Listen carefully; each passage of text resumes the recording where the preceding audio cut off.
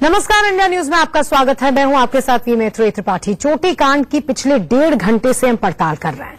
सुबह 9:30 बजे India news के मैनेजिंग एडिटर राणा यशवंत ने खास कार्यक्रम अर्ध सत्य में इस मुद्दे की गहनता से पड़ताल की। सुबह 10 बजे से हमारे साथ धर्मगुरु, मनोवैज्ञानिक, पूर्व पुलिस अफसर का एक पैनल मौजूद है। हमारे साथ दिल्ली से संवाददाता पुलकित नागर हैं और मथुरा से राकेश पांडे पीड़ित परिवार के साथ हैं। हम ये पड़ताल तब तक करेंगे जब तक कि इसका सच सामने न आ जाए, क्योंकि बाल काटने की घटना की अफवाह बहुत ही तेजी से फैल रही है। लोगों के दिलों में दहशत घर कर गई है कि वो घर से बाहर निकलने से भी कतरा रहे हैं। तो वहीं कुछ लोग ऐसे हैं जिन्होंने टोले टोटके में इस डर का इलाज ढूंढ लिया है। हैरानी की बात यह है कि लोग अजीबोगरीब तरीकों से खुद को महफूज करने में लगे हुए हैं ताकि उनके घर में किसी के बाल न कट जाएं। ये देखिए बाल काटने वाली बुढ़िया जो बंगाल से आई है। ये देखिए भैया, गौर से देखिए इसको, एक बार फिर देखिए गौर से। ये देखिए माजरा क्या है, काफी हद तक आप समझ गए होंगे। लोगों का दावा है कि रूप बदलकर यही बुजुर्ग महिला बाल काट रही थी और इसे दबोचा गया। तो फिर इसके साथ ये हुआ। ये देखिए भैया, गौर से देखिए इसको, एक बार फिर देखिए गौर से। ये देखिए गायब हो जाती है। लोग इसके साथ बदसलूकी कर रहे हैं, जबरदस्ती इसका चेहरा कैमरे पर दिखाना चाहते हैं, क्योंकि हर किसी का यही मानना है कि बंगाल से आई ये महिला रहस्यमयी ढंग से महिलाओं के बाल काट रही थी और भीड़ को देखकर लग रहा है कि इसे रंगे हाथों पकड़ा गया है। एक बार फिर देखिए गौर से। ये देखिए गायब हो जाती है और मुंह नहीं दिखाती है। इतनी ही घातक होती है अफवाह, जिसके चलते किसी की जान तक लेने पर भीड़ उतारू हो जाती है। और ऐसी ही अफवाह का शिकार ये भीड़ और महिला हुई है। महिला भीड़ से घिरी हुई है। भीड़ इसकी जान ले सकती है, इस पर भड़की हुई है। ये भी सच है कि भीड़ में कोई एक भी ऐसा नहीं जो इसे बचाने की कोशिश कर रहा हो। ये देखिए बाल काटने वाली बुढ़िया जो बंगाल से आई है। एक बार फिर देखिए गौर से। ये देखिए जो बंगाल से आई है।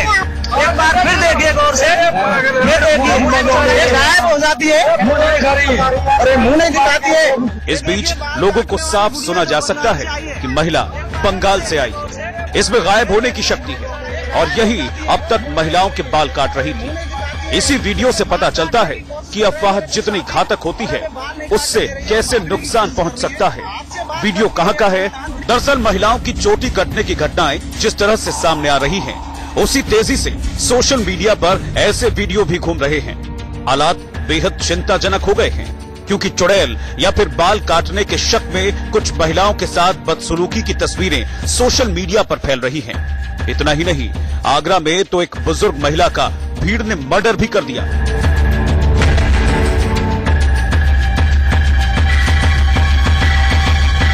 आगरा के डौकी इलाके के मटनई गांव की ये बुजुर्ग महिला रात के वक्त शौच के लिए निकली थी और घूमते हुए पास की बस्ती में पहुंच गई। क्योंकि बुजुर्ग महिला मानसिक रूप से बीमार थी, इसीलिए बस्ती के लोगों को लगा कि चुड़ैल बस्ती में आ गई है।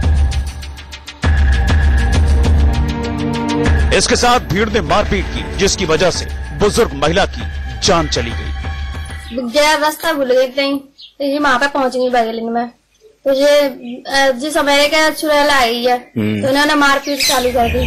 डर के मारे लोग कत्ल करने पर उतारू हैं, तो वहीं बाल कटने के पीछे अलग अलग कहानियां सामने आ रही हैं। मनोज अतलस के साथ गौरव पंडित, इंडिया न्यूज। तो इस तरह की अफवाह की वजह से और इस तरह की बदमाशियों की वजह से एक वृद्ध महिला की जान तक चली गई। इसीलिए हम कह रहे हैं कि आप इस अफवाह के घेरे में ना आए और ये विश्वास करें कि ये सिर्फ अफवाह है। इसीलिए हम ये डिस्कशन कर रहे हैं। मेरे साथ राकेश पांडे मथुरा से जुड़े हुए हैं, जो उस परिवार के साथ हैं जहां वो महिला मौजूद हैं जिनका दावा है कि एक अजीबोगरीब इंसान जैसे दिखने वाले शख्स ने उनकी चोटी काट दी और उनके बगल में उनके पति थे। वो कह रहे हैं कि उसके बाद ढूंढने पर उनको एक सांप मिला। ये बताइए राकेश जी कि बाकी और भी लोग होंगे ना परिवार में, उनका क्या कहना है?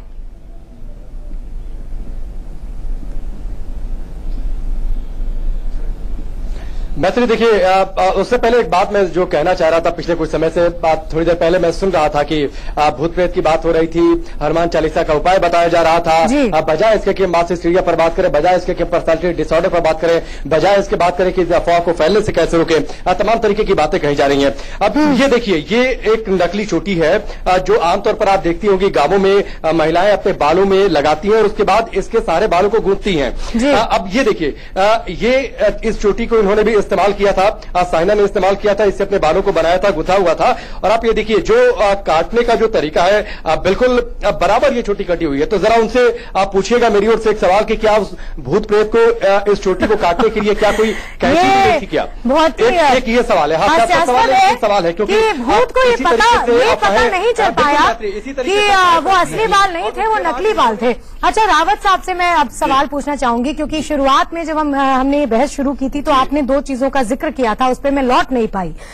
दो चीजों का जिक्र ये कि आप ये सबसे पहले तो आपने तपस्या और सिद्धियों की बात की कि तपस्या और सिद्धि के लिए हो सकता है ऐसा कोई कर रहा हो, कोई साधक हो, हाँ। साधक हो, आप साधक मान रहे हैं ऐसे शख्स को जो जिसकी तपस्या में महिलाओं का बाल काटना सम्मिलित है ना? ये एक बात। दूसरी बात, आपने अननेचुरल इस तरह की डेथ का जिक्र किया कि कोई अगर एक्सीडेंट में किसी की मृत्यु हो जाती है, असमय मौत किसी की हो जाती है, तो मृत्यु के बाद इस तरह के लोग भटकते हैं और उसके बाद ऐसी घटनाओं को अंजाम देते हैं। रावत साहब, नेशनल न्यूज टेलीविजन पर आप इस तरह की बात को फैला रहे हैं, ये अफवाह को बढ़ावा दे रहे हैं, आपको क्या लगता है आपकी बात सुनकर इतने सारे हमारे दर्शक क्या सोचेंगे? आप मेरी बात को इंटरप्रेटेट गलत कर रही हैं। मैंने स्टार्टिंग में कहा था कि अफवाह है, लेकिन हमारे शास्त्रों में जो लिखा है हम उसको इग्नोर नहीं कर सकते। इसके दो पहलू हैं। मैंने कहा था कि जब भगवान राम और रावण का युद्ध हो रहा था तो रावण के कुछ ऐसे जासूस थे कि जो मैक्रो जीवन में जाकर के उनके टेंटों में बैठते थे और उनकी जासूसी करते थे। और वहां पर इंद्रजीत के पास ऐसी सिद्धियां थी, रावण के पास खुद ऐसी सिद्धियां थी, और ऐसी सिद्धियां हमारे यहाँ पर शास्त्रों में, तंत्र शास्त्र में भी हैं। मैंने अपने दुर्भाग्यपूर्ण बिल्कुल नहीं, चर्चा कर रहे हैं, लोगों में जागरूकता फैलाने की कोशिश कर रहे हैं और आप लोगों को भ्रमित कर रहे हैं, हमारे शास्त्रों का जिक्र कर रहे हैं। एक मिनट, आप भ्रमित कर रहे हैं। राममिलन शुक्ला जी, आपको खंडन करना चाहिए। एक मिनट, जो होता रहा है। मैं राममिलन शुक्ला साहब से एक सवाल पूछ लूं, ये बताइए कि यहाँ पे धर्म, शास्त्र और परंपराओं की बात होने लग गई, आप ये बताइए। लिखा नहीं है क्या? नहीं, भ्रमित के नहीं, आप इसको सिद्धियों से मत जोड़िए। आज सिद्धियां नहीं, अरे सिद्धियां थोड़ी छोटी काट रही है। आज जनता को, हमारी महिला बहनें ऐसा न करें, ऐसे बहकाए में ना आए। हम अपील करना चाहते हैं कि आपकी सिद्धियों की वजह से हो रहा जो हो रहा, आप इसका जवाब। रावत साहब, भ्रम पैदा कर रहे हैं।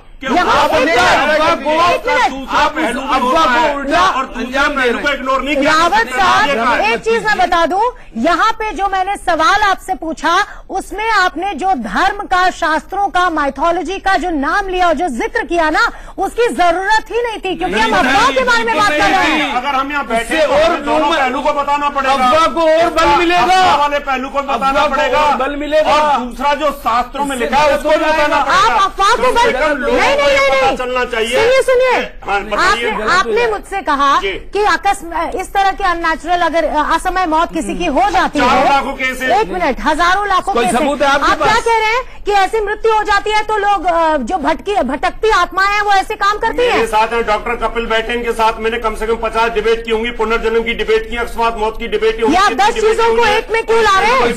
यहाँ से हम बाल कटवा पे बात कर रहे हैं ना। इस अफवाह को आप विराम दे लेता है, आप बदला लेकर के वो हमला करता है, ऐसे केस कैसी बात कर रहे रावत साहब? एक मिनट, मैं रिएक्शन जरा, आप पूछिए। एक मिनट, मैं राममिलन शुक्ला से एक रिएक्शन ले लूं। राममिलन शुक्ला जी, यहाँ पर किस तरह का विवाद चल रहा है, आप सुन रहे हैं, आप जरा मुझे ये बताइए कि अभी आपने मथुरा से हमारे संवाददाता राकेश जी जुड़े हुए हैं। राकेश का ये कहना है कि वो जो चोटी वो हाथ में दिखा भी रहे हैं कि वो नकली चोटी है और वो चोटी जो वहां पे महिला है उनकी वो चोटी काटी गई। ये कितना हास्यास्पद है कि ये हम कहें कि जो भी शख्स था या जो भी सुपर नेचुरल एलिमेंट था, अगर हम ये मान लें, और ये लोग कह रहे हैं, तो उसको ये भी फर्क नहीं पता था कि असली बाल है कि नकली बाल है। अब मैं अपनी बात कहूं? जी बताइए। मैत्री जी, मैं 10 बजे से आपके स्टूडियो में बैठा अपने तीनों सहभागी प्रतियोगियों को, मैंने प्रतिवादियों को सुना जी। सबसे पहले मैं ये बताना चाहूंगा कि भारतीय जीवन में चोटी शब्द का प्रवेश कब हुआ। चिद्रूपिणी महामाये सर्वशक्ति समन्विते तिष्ठदेवी शिखाबद्धे नारायणी नमोस्तुते। दुर्भाग्य की बात है कि चोटी कांड की शुरुआत मुगल काल में हुई और उस समय के शासकों ने, वो पहले कैसे थे, शासकों ने संकल्प लिया कि 1.25 मन चोटी 1.25 मन जनेऊ काटेंगे तब नाश्ता करेंगे। वो बातें नेपथ्य में चली गई और हमारे यहाँ नारी के सौंदर्य शास्त्र के आधार पर नक्षिक श्रृंगार का वर्णन है। नारी की शोभा उसके केशों से होती और हमारे यहाँ मुंडन संस्कार के बाद उपनयन संस्कार में शिखा का विधान है। और जब शिखा पर हम पहुंचते हैं तो हमें ये ध्यान रखना चाहिए, हम वैदिक संस्कृति के अनुयायी हैं। तन में मना शिव संकल्प वस्तु। हम किसी को मानसिक मनोविकारों से ग्रसित होने के वातावरण को प्राथमिकता न दें, ये सबसे बड़ी बात। दूसरी बात यह है कि ये शिखा और सूत्र को लेकर के ये जो अफवाह का वातावरण बना है, इसमें हमारे समाज का अविकसित और अर्ध विक्षिप्त मानसिकता का बहुत बड़ा योगदान। नहीं, तो सिंपल शब्दों में हमारे दर्शकों के लिए आप मान रहे हैं कि अफवाह है ना? बिल्कुल अफवाह है ना? तो इसमें मैं वही तो कह रही हूँ कि इस पूरी अफवाह में इतने ग्रंथों और इतनी माइथोलॉजी और हमारे शास्त्रों का जिक्र की का मतलब क्या है? जी डॉक्टर साहब बताइए। ये जो अभी आपने केस जो बताया साइना वाला, इसके अंदर देखिए 2 चीजें निकल के आती है। एक तो आइडल टाइम हाई है, लोगों के पास कुछ करने के लिए शायद इतना काम नहीं है। दूसरा अटेंशन सीकिंग एटीट्यूड है ये, कि ये कहीं ना कहीं अटेंशन सीख करना चाहती थी, ये कहीं ना कहीं 5 मिनट फेम लेना चाहती थी। तो इन्होंने वो, जैसे आपके रिपोर्टर साहब ने बहुत बढ़िया दिखाया कि उन्होंने बाल ही ऐसे काटे जहां पे लगातार हम तस्वीरों में दिखा रहे हैं। तो यही चीज आप देखिए अक्रॉस स्प्रेड हो रही है कि लोग अटेंशन, लोगों के पास टाइम बहुत है और कुछ जो शुरू में जो साइकोलॉजिकल डिसऑर्डर, पर्सनालिटी डिसऑर्डर हुए होंगे, उसका अब लोग फायदा उठा के इसको मास हिस्टीरिया में कन्वर्ट कर रहे हैं। पर मैं अभी भी कह रहा हूं ये मास हिस्टीरिया नहीं है, यहाँ कोशिश हो रही है। मास हिस्टीरिया होता है जब अक्रॉस सेक्शन होता है, अक्रॉस सोसाइटी होती है। अगर आप देखेंगे जितने पॉश दिल्ली के, मुंबई के और एरियाज हैं, वहां पे आपको एजुकेटेड तरह से लोगों का नहीं दिख रहा। तो आपको इसे सिर्फ आपको रूरल और सेमी अर्बन एरिया में दिख रहा है, क्योंकि वहां पे जो भेड़ चाल है, जो हर्ड मेंटालिटी है, उसका जो पावर है, जो उसका कंटेजियस है, वो बहुत अलग लेवल के कंटेजियस है। सीधे साधे लोग हैं, गांव के लोग हैं। अगर एक अफवाह फैलती है तो उसपे बिना ज्यादा सवाल जवाब के वो विश्वास कर लेते हैं, डर जाते हैं, भयभीत हो जाते हैं। सुविधाओं की कमी है, बहुत सारे अनेक पहलू हैं। और ऐसे में अगर हम इस तरह की बातों को और बल देंगे कि हमारे शास्त्रों में ये लिखा है और ये सारी बातें हैं, तो अफवाह को तो हम और बल दे रहे हैं। गौतम साहब, आपसे भी जानना चाहूंगी कि आपने इस तरह के कई केसेस देखे हैं, आपने जिक्र भी किया, हमने तस्वीरों में भी अपने दर्शकों को याद दिलाने की भी कोशिश की कि 95 से लेकर जब गणेश जी को दूध पिलाने की अफवाह उड़ गई थी, तब से लेकर अब तक इस तरह की कई घटनाएं हो चुकी हैं। इसको मास हिस्टीरिया का नाम दे लें या किसी और चीज का नाम दे लें, लेकिन ऐसे में बहुत बड़ी जिम्मेदारी हो जाती है पुलिस की कि ऐसी अफवाह को कंट्रोल करने के लिए पुलिस क्या कदम उठा रही है, क्या हो रहा है, ग्राउंड लेवल पे क्या किया जा रहा है। क्योंकि ऐसे में ये भी देखा जाता है कि जब इस तरह की अफवाह को बल मिलता है और फैलने लगती है ऐसी अफवाह, तो शरारती तत्व बहुत ज्यादा एक्टिव हो जाते हैं।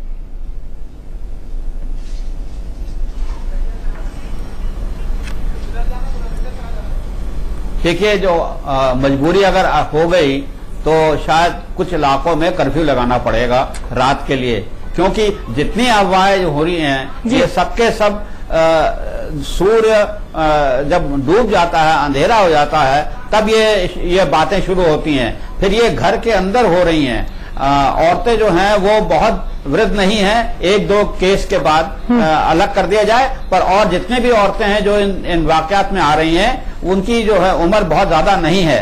और जैसे कि मैंने पहले भी कहा कि 2-3 केस ऐसे आएंगे घर के सदस्यों ने ही ये हरकतें जो है शुरू कर दी हैं।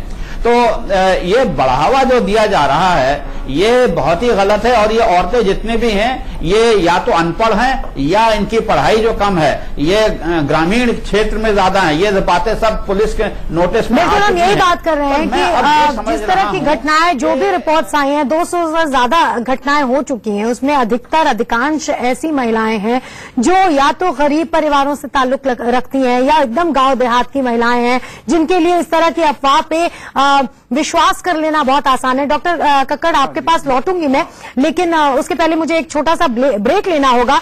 ब्रेक के पहले एक चीज और मैं अपने दर्शकों को बता दूं कि मेरे साथ मेरे संवाददाता जतिन गोस्वामी भी जुड़ गए गाजियाबाद से, और वो भी ऐसे परिवार के साथ हैं जहां इस तरह की घटना वहां के लोग कह रहे हैं कि हुई है। वहां की सच्चाई क्या है आपके सामने, वो भी सच्चाई खोलेंगे। यहाँ रुकने छोटे से ब्रेक के लिए कहीं मत जाइए। 5 से 7 राज्यों में कौन काट रहा है चोटी और क्यों हम इसको अफवाह कह रहे हैं, इसी पर हम कार्यक्रम कर रहे हैं। मेरे साथ मेरे संवाददाता गाजियाबाद से जतिन गोस्वामी जुड़ गए हैं। जतिन ऐसे परिवार के साथ हैं जहां इस तरह की घटना रिपोर्ट की गई, उनको क्या देखने को मिला, उन्होंने लोगों से क्या बात की, सीधे वहीं चलते हैं। जतिन, क्या कह रहे हैं परिवार के लोग? क्या उस महिला से आपकी बात हुई जिनका कहना है कि उनके साथ इस तरह की घटना हुई है?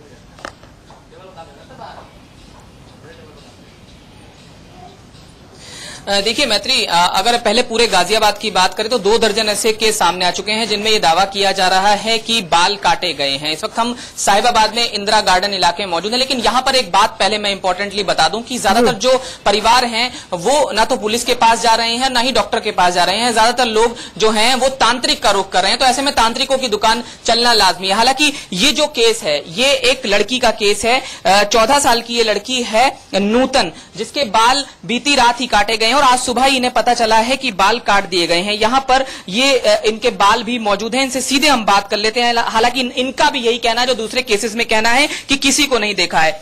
नूतन बेटा, आपने किसी को देखा था? नहीं। क्या कुछ हुआ आपके साथ, आपको कैसे पता चला? मुझे कुछ नहीं पता चला। किसी को देखा, कोई साया आया, कोई शख्स घर में आया? नहीं। क्या कुछ हुआ, आपको क्या पता चला सुबह, कैसे बाल कटे हुए पाए गए? जैसे मेरे बाल जूड़ा में बनाई थी वैसे ही जूड़ा नीचे रखा था। घर में कौन कौन मौजूद था? दीदी, जीजा और दोनों बाबू। देखिए, इनकी दीदी, जीजा और तमाम लोग घर में मौजूद थे, लेकिन वही जो तमाम जगहों पर देखने को मिल रहा है, तमाम राज्यों में देखने को मिल रहा है, किसी को देखा नहीं है। कौन आया, किस रास्ते से आया, ये नहीं पता है। घर में सब लोग मौजूद थे, बाल काट कर चला गया और निश्चित है कहीं ना कहीं जो स्थिति है वो साफ नहीं हो पा रही। हालांकि ये परिवार जरूर दावा कर रहे हैं कि बाल कटे हैं, लेकिन पुलिस इस बात को नहीं मान रही है। पुलिस इसे कोरी अफवाह बता रही है। जी बिल्कुल, और हम भी इसको कोरी अफवाह बता रहे हैं। 5 जो बड़े बड़े सवाल मुंह बाए खड़े हैं इस पूरे घटनाक्रम से जुड़े हुए, वो भी हम आपको लगातार ग्राफिक्स के जरिए भी दिखा रहे हैं और लगातार ये सिद्ध करने की कोशिश कर रहे हैं और चाहते हैं कि आप इस पर विश्वास करें कि ये अफवाह। यहां रुक रहे हैं छोटे से ब्रेक। नमस्कार, इंडिया न्यूज में आपका स्वागत है। मैं हूं आपके साथ वी मैत्री त्रिपाठी। चोटी काटने को लेकर जो भी बातें फैलाई जा रही हैं वो सिर्फ एक कोरी अफवाह है। पुलिस ने अभी तक जिन मामलों में तहकीकात की है उनमें भी ये बात साबित हो चुकी है कि महिलाओं ने अपनी चोटी या तो खुद काटी। अफवाह है। पुलिस ने अभी तक जिन मामलों में तहकीकात की है उनमें भी ये बात साबित हो चुकी है कि महिलाओं ने अपनी चोटी या तो खुद काटी या कटवाई। इंडिया न्यूज आपसे अपील करता है कि इन अफवाहों पर ध्यान बिल्कुल न दें। इंडिया न्यूज चोटी काटने की खबर आने के बाद से ही लगातार आप दर्शकों को आगाह कर रहा है।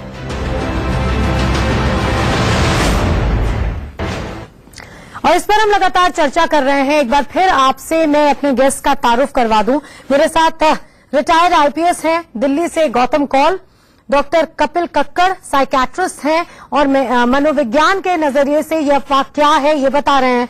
डॉक्टर एचएस रावत हैं धर्मगुरु, नोएडा स्टूडियो में मौजूद हैं। सुरेंद्र शर्मा जी हैं धर्मगुरु, नोएडा स्टूडियो में, और राममिलन शुक्ल हैं धर्मगुरु, नोएडा स्टूडियो से। आप सभी का एक बार फिर से स्वागत कर रही हूं। और आज हम आपके सामने 5 सवाल रख रहे हैं और इन्हीं सवालों का जवाब और उनकी असलियत हम आपके सामने टटोल रहे हैं, रखते चल रहे हैं। यकीन मानिए हर सवाल राज पर से पर्दा हटाता चलेगा और आखिरकार चोटी कांड का सारा सच एकदम शीशे की तरह आपके सामने साफ होगा। पहला सवाल, क्या बाल काटने वाले को किसी ने देखा है? 200 से ज्यादा घटनाएं, 5-6 से ज्यादा राज्य, लेकिन किसी ने देखा नहीं। क्या किसी पीड़ित की बताई गई वजह भरोसेमंद आपको लग रही है?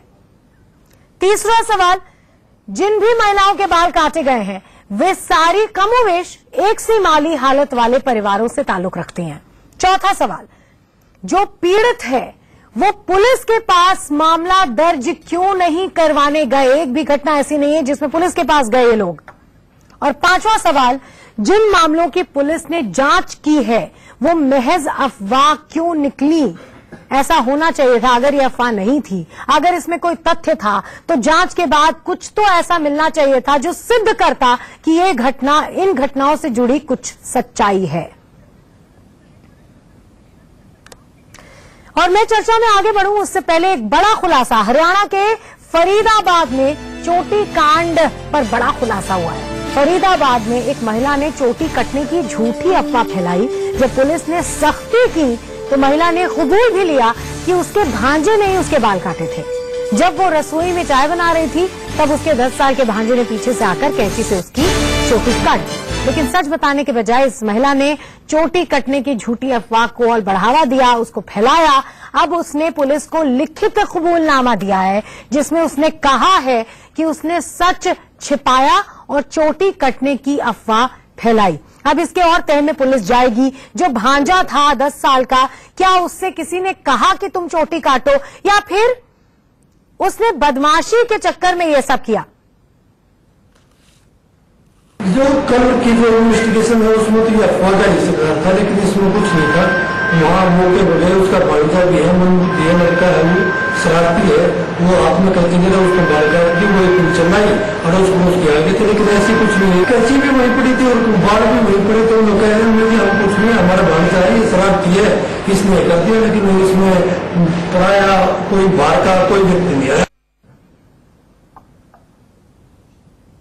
अच्छा, हमने आपको बताया कि इस महिला ने कबूलनामा लिखित तौर पर पुलिस को दिया। उस कबूलनामे में क्या लिखा है, वो चिट्ठी क्या है, ये भी हम आपको दिखाते हैं। तस्वीरों के जरिए हम आपको दिखा रहे हैं कि ये वही चिट्ठी है जो इस महिला ने, जो फरीदाबाद में रहती थी, उसने लिखित तौर पर पुलिस को लिखकर अपनी हैंडराइटिंग में उसने खुद ये चिट्ठी लिखी है और पूरी जो घटना है उसको लिखकर एक चिट्ठी के रूप में ये दिया है पुलिस को। ये कबूलनामा है जो ये सिद्ध करता है कि ये महज एक अफवाह है और इसी की तरह ये सारी घटनाएं महज अफवाह हैं।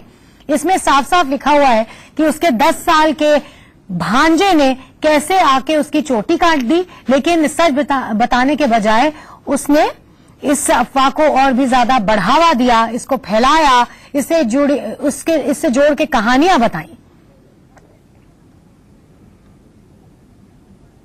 इसमें आपको नजर आ रहा होगा कि क्या लिखा है इस महिला ने, कि कैसे शरारत की उसके भांजे ने। 10 साल का उसका भांजा जिसका नाम सागर है। तो ये घटना जो साफ साफ ये साबित कर रही है, ये घटना और ये कबूलनामा जिसकी कॉपी हमारे पास है, वो तस्वीर हमारे पास है, फरीदाबाद की तस्वीर है, जो ये सिद्ध करती है कि अफवाह किस तरह से फैलती है और किस तरह से महिलाएं या लोग इस तरह की अफवाह को बढ़ावा दे देते हैं शुरू में। पहला रिएक्शन मैं लेना चाहूंगी डॉक्टर कपिल से। डॉक्टर साहब, एक तो ब्रेक पे जाने से पहले हमने एक छोटी बच्ची के बारे में भी जाना, जो गाजियाबाद की बच्ची है, 14 साल की है। वो कह रही है कि सुबह में जब उठी तो मेरे बाल कटे हुए थे। ये इसके बारे में भी रिएक्शन आपसे चाहूंगी, और ये जो पत्र के जरिए, ये कबूलनामे के जरिए सच्चाई बताई है महिला ने, इस पर भी आपकी प्रतिक्रिया। तो देखिए, मैंने ये आपको पहले भी शुरू में बोला था, मैंने ऑन एयर तो नहीं बोला था कि हम लोग एक पेट्रियार्कल जो सोसाइटी है जहां पे जो चाइल्ड रेडिंग प्रैक्टिसेस हैं जो बहुत रिजिड हो जाती है, पेरेंट्स जो बहुत स्ट्रिक्ट हो जाते हैं, तो गाजियाबाद वाली अगर आप देखेंगे 14 साल की बच्ची है। इसके ऊपर कौल साहब ने भी उस टाइम इशारा किया था कि जब फैशन वगैरह का है तो कई बार बच्चों को इस तरह से ये बहाना एक्सक्यूज भी मिल रहा है कि खुद के बाल काट देने का या किसी को बोल देना, जिससे उनको। हाँ जी, आपको रोकना चाहूंगी, दोबारा इस चर्चा पे लौटूंगी। क्या लिखा गया है इस चिट्ठी में वो जरा अपने दर्शकों को मैं बता दूं। निवेदन है कि दिनांक 4/8/17 को मैं रसोई में काम कर रही थी तथा वहीं बैठकर चाय पी रही थी। जो मेरा भांजा सागर है वो करीब 9 साल का है, जो जन्म से बोलता नहीं है, शरारती है, सारे दिन घर में फिजूल की हरकत करता है, जो मेरे साथ रसोई में बैठा हुआ था, जिसने रसोई में पड़ी कैंची लेकर मेरी चोटी काट दी। जब इस बात का पता चला तो मैं चिल्लाई।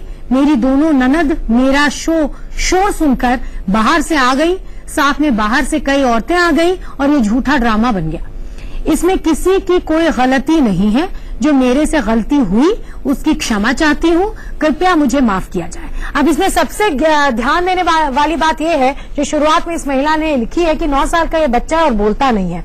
अब ये पड़ताल की बात होगी, पुलिस आगे जब छानबीन करेगी और इस महिला से बात करेगी तो पता चलेगा। शायद ये भी पता चले कि भांजे ने दरअसल बाल काटे ही नहीं थे, हो सकता है महिला ने खुद काटे हो। जब उससे इतने सारे सवाल पूछे गए तो वो डर गई, उसने अपने भांजे का नाम ले लिया जो बोलता नहीं है। हो सकता है, ऐसा भी हो सकता है। डॉक्टर साहब अपनी बात पूरी करें। मैं आपको ये कह रहा था कि मैंने, अगर आपको ध्यान होगा, थोड़ी देर पहले ऑफ एयर मैंने कहा था ये अब लेवल 3 पे जाएगा। लेवल 3 का क्या मतलब है? जो बच्चे हैं जो फैशन करना चाहते हैं, patriarchal society, rigid child rearing practices, जहां पेरेंट्स स्ट्रिक्ट हैं, बच्चों को हेयर स्टाइलिंग नहीं करने देते, तो ये एक बच्चों के लिए भी एक एक्सक्यूज बन जाएगा, जहां पे लोग, बच्चे स्पेशली यंग गर्ल्स कोशिश करेंगी अपने बाल काटने के लिए। तो ये भी जो चीज है, बट हम इसको भी फिर हम यही कहेंगे कि ये कोई भूत कर रहा है, ये कर रहा है। अगर आप उस लड़की की बॉडी लैंग्वेज देखते, वो इस टाइम बहुत सहमी हुई है, वो डरी हुई है, क्योंकि वो एक्सपेक्ट नहीं कर रही थी कि मीडिया भी वहां पहुंच जाएगी। बट कहीं ना कहीं उसको भी मालूम है कि उसने, ये 14 साल की लड़की है, टेलीविजन की दुनिया है, बॉलीवुड की दुनिया है, तो हर बच्चा चाहता है कि वो अपने में कहीं ना कहीं फैशन करे। एक और चीज मैं कहना चाहूंगा, जो कॉल साहब से पहले आपने सवाल पूछा था, उन्होंने कर्फ्यू वाली बात कही थी। मैं उस टाइम ये कहना चाहता था कि जहां पे पुलिस थोड़ी सख्ती करेगी, इंटेरोगेशन करेगी, इस तरह की लेटर्स जब लेगी लोगों से कि उन्होंने खुद अपने बाल काटे हैं या कॉन्शियसली उनके बाल काटे गए हैं, चाहे शैतानी में काटे गए हैं, तो ये वाली चीजें भी इन गांव में, सेमी अर्बन और रूरल एरिया में एकदम लाइक फायर स्प्रेड करेगी। एक हर्ड मेंटालिटी आएगी, जहां पे लोग अपने आप को खुद ही रोकना शुरू कर देंगे कि हाँ, ये हमें नहीं करना चाहिए, क्योंकि पुलिस अब बहुत अलर्ट हो गई है। पुलिस हमें भी चौकी में बुलाएगी, पुलिस ऐसे भी पत्र हमसे लिखवाएगी, चाहे उसके ऊपर कोई क्राइम इन्वेस्टिगेशन ना हो या कोई क्रिमिनल केस ना भी हो। पर यही चीज गांव वालों को अपने आप थोड़ा सा सहम कर देगी कि वो लोग इस चीज में इन्वॉल्व होना खुद ही बंद कर देंगे। बिल्कुल। तो ये तो हम साइकोलॉजिकल एनालिसिस डॉक्टर साहब कर ही रहे हैं, बता रहे हैं कि दरअसल इस तरह की घटनाएं होती हैं तो उसके पीछे क्या मानसिकता लोगों की छुपी रहती है, किस तरह के परिवारों से इस तरह की महिलाएं या इस तरह के लोग ताल्लुक रखते हैं, या उनके मन में क्या चलता रहता है, किस तरह का साइकोलॉजिकल डिसऑर्डर ही कहेंगे इसको डॉक्टर साहब, अगर इस तरह की घटनाओं को शय मिलती है। कक्कड़ साहब बताएं कि इसका कोई सोल्यूशन, कोई समाधान। और मैं श्योर हूं कि कक्कड़ साहब हनुमान चालीसा पढ़ेंगे तो नहीं कहेंगे। नहीं कह रहा। देखिए, सत्संग करने का धार्मिक, देखो, धर्म अनुयायियों को इस बात का खंडन करके उनका ध्यान, स्त्री समाज का ध्यान उनको अशिक्षा से बाहर ला करके, रामचरितमानस है, सत्संग है, उसमें वो बाहर आए, उस माहौल से बाहर निकले। कि इस तरह के सत्संग से और इस खुल जाएंगे, उनकी भी चोटी कट गई है। नहीं, इससे बेहतर ये नहीं होता डॉक्टर साहब, आप काउंसलिंग, इससे बेहतर ये नहीं होता कि काउंसलिंग काउंसलिंग करें, जो सत्संग में जा रही है उनकी भी चोटी कट गई है। कहीं नहीं, ऐसा कुछ नहीं, गुरु बना रखे हैं, कंठी भी माला पहन, ऐसा नहीं। ऐसा ये देखिए, ये कक्कड़ साहब मनोवैज्ञानिक बताएंगे कि इसका कोई सरल सोल्यूशन। देखिए, इसका सोल्यूशन यही हो सकता है कि अगर पुलिस कुछ साइकोलॉजिस्ट, काउंसलर्स को अपने साथ इन्वॉल्व करे, चौकी में लोगों को बुलाए, उनके पेरेंट्स को बुलाए। जैसे मैं गाजियाबाद वाला आपको केस बता रहा हूँ, 14 साल की ये लड़की है, तो काउंसलर इससे बात करेगी, थोड़ी देर में अपने आप बोल देगी मैंने खुद काटे हैं, मैं फैशन। वहां पे फिर उनको रुकना नहीं है, काउंसलर को फिर उनके पेरेंट्स को भी समझाना है, टाइम चेंज हो रहा है, डेवलपमेंट हो रही है, बच्चों की भी आप सुनिए। 14 साल का बच्चा है, वो अपने अंदर कब तक ये चीज को, गर्ल्स को, मतलब अपने अंदर ही अपने डिजायर्स को सप्रेस करता रहेगा। तो पेरेंट्स की भी वहां पे काउंसलिंग होगी, तो ये चीज ऑटोमेटिकली थोड़ी देर में बंद हो जाएगी। एक चीज है। अच्छा, हाँ जी, बिल्कुल ये सही बात है कि पेरेंट्स को भी काउंसलिंग करनी चाहिए, जो बड़े बुजुर्ग हैं आसपास उनको समझाना चाहिए, बच्चे जब इन्वॉल्व है। लेकिन डॉक्टर साहब, यहाँ चिंता का विषय इसलिए भी है क्योंकि यहाँ बड़े भी इन्वॉल्व हैं, वो भी इस तरह की अफवाह के शिकार हो चुके हैं। मेरे साथ जतिन गाजियाबाद से जुड़े हुए हैं, जहाँ की घटना है जब 14 साल के बच्चे के बाल काटे गए। और ये थोड़ा हास्यास्पद है क्योंकि सुरेंद्र जी अभी थोड़ी देर पहले कह रहे थे कि नहीं, ये तांत्रिक का काम तो बिल्कुल नहीं हो सकता, क्योंकि तांत्रिक अगर होता और बाल काटे होते तो बाल वहां नहीं होते, बाल ले जाता, बाल ले जाते हैं। जैसा विश्लेषण है, जैसा मैत्री की विश्लेषण है, बाल ले आके उपयोग करके, उसका दुरुपयोग करके, वटेवर वो क्या बाकी लोग जो परिवार के हैं वो क्या कह रहे हैं, आपकी बात हुई, वो सारे बाल वहीं पड़े रहते हैं।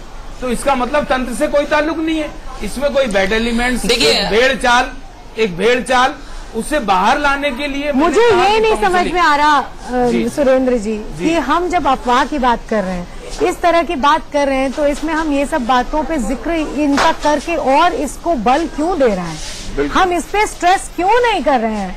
ये अफवाह है, आप लोग इस पे क्यों नहीं स्ट्रेस कर रहे हैं? लेकिन ध्यान अलग करने के लिए, इस माहौल से बाहर लाने के लिए एलिमेंट ट्रू हुआ, मान लो एक कोई घटना ट्रू होगी, उसके साथ में 100 घटनाएं, फिर नहीं, इसमें तो एक भी घटना ट्रू नहीं हो सकती।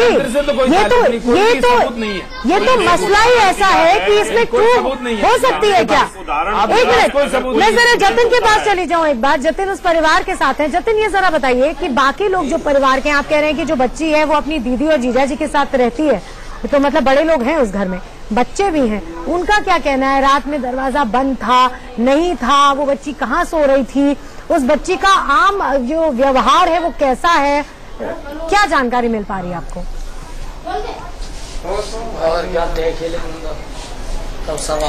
मैत्री, जैसा कि मैंने पहले ही बताया था कि गाजियाबाद में ज्यादातर मामलों में लोग तांत्रिकों के पास जा रहे हैं। तो पहली बात तो यही है कि तांत्रिकों की दुकान पूरी तरह चल चुकी है और पुलिस ने भी ये दावा किया है कि तांत्रिकों से जब बात की गई है तो ये पता चला है कि तांत्रिक और ज्यादा इसे फैलाने में लगे हुए हैं, इस अफवाह को। जो परिवार है बच्ची का वो हमारे साथ इस वक्त मौजूद है, उसके जीजा हैं। क्या कुछ हुआ था रात में? घर में तो सब लोग मौजूद थे, कोई आया नहीं? सब मौजूद थे सर। यहाँ 1 बजे हम सोए हैं, 3 बजे जब टॉयलेट करने के लिए लड़की उठी है, उसके बाद उसे पता लगा जी कि मैं जो सवाल आपसे पूछ रहा हूँ ये सवाल आपसे पुलिस भी पूछेगी, तो क्या मैं ये मानूं कि आप सही कह रहे हैं क्योंकि घर में कोई आया नहीं है? नहीं, कोई नहीं आया सर घर में।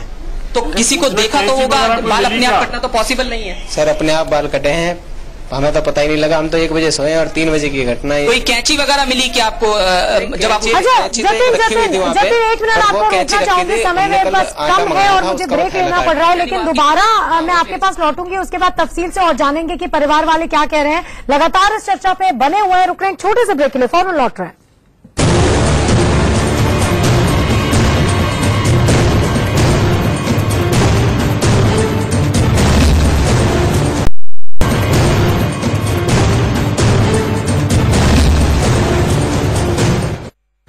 तो पिछले 2 घंटे से लगातार हम चोटी कटवा और इन घटनाओं की असलियत पर बहस कर रहे हैं और लगातार ये सिद्ध करने की कोशिश कर रहे हैं कि ये सिर्फ कोरी अफवाह है। हमने इससे जुड़ी हर खबर पर, हर खुलासे पर, हर तथ्य पर, हर पहलू पर चर्चा की, तंत्र मंत्र के ऊपर चर्चा की, हर चीज पर चर्चा की और हर क्षेत्र के एक्सपर्ट्स के साथ चर्चा की। हमने धर्म के लिहाज से चर्चा की, कानून के लिहाज से चर्चा की और हमने सबसे ज्यादा जरूरी मनोविज्ञान के भी लिहाज से चर्चा की, इसलिए क्योंकि इसमें इतने सारे लोग इन्वॉल्व हैं जो कि ऐसा कह रहे हैं कि उनके साथ ऐसी घटनाएं हुई। लेकिन इस पूरी चर्चा के बाद मेरे साथ जो पैनल मौजूद है, तमाम तथ्यों को देखने के बाद वो भी इस बात से सहमत है और इस निष्कर्ष पर पहुंच गया है कि ये घटना अफवाह है। चाहे वो डॉक्टर कपिल कक्कड़ हो जो लगातार ये बता रहे हैं कि मनोविज्ञान के लिहाज से, साइकोलॉजी के लिहाज से क्यों ये अफवाह है, चाहे वो पंडित राम मिलन शुक्ला हो जिन्होंने कई हमारे शास्त्रों का भी हवाला दिया, बहुत सारी चीजों को जोड़ते हुए वो इस निष्कर्ष पे पहुंचे, या फिर पूर्व आईपीएस गौतम जिन्होंने इस तरह की कई घटनाओं को देखा है और हैंडल किया है, वो तो लगातार ये कह रहे हैं कि इस तरह की ये अफवाह है जिसको फैलने से रोकना चाहिए। धर्मगुरु एच.एस. रावत भी यही कह रहे हैं और धर्मगुरु सुरेंद्र शर्मा भी यही कह रहे हैं कि ये अफवाह है। इसलिए बिल्कुल, और ये इसीलिए जब सब हमारे पैनलिस्ट ये कह रहे हैं जो अलग अलग क्षेत्रों के महारथी हैं, वो ये बात कह रहे हैं कि ये अफवाह है, इस पे आपको विश्वास नहीं करना चाहिए, तो इंडिया न्यूज लगातार आपसे एक बार फिर ही अपील करता है कि इस तरह की किसी भी बात पर आप यकीन न करें, क्योंकि इससे जुड़ी हुई अगर आप कोई भी इससे जुड़ा हुआ सवाल अपने जहन में भी पूछेंगे तो उसके जवाब में आपको यही पता चलेगा कि ये अफवाह है, इसमें कोई सच्चाई नहीं है। बहुत बहुत शुक्रिया मेरे सारे पैनलिस्ट का मेरे साथ जुड़ने के लिए और इतनी सारी महत्वपूर्ण बातें हमारे दर्शकों के सामने रखने के लिए।